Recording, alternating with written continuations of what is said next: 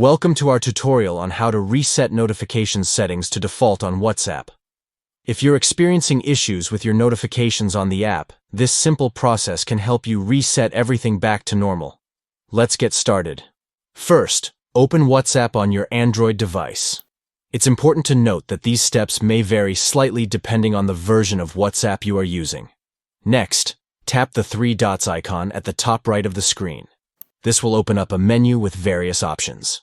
Select Settings from the menu. This will take you to the Settings screen where you can adjust different aspects of the app. Once you're in the Settings menu, go to the Notifications section.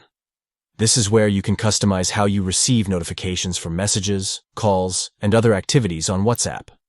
In the Notifications section, tap the three dots at the top right of the screen. This will bring up additional options for managing your notification settings.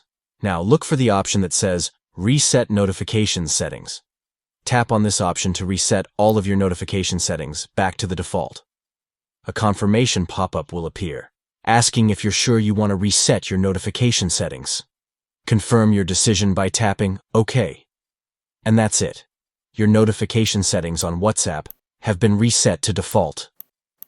If you were experiencing any issues with notifications not coming through or being delayed, this should help resolve those issues.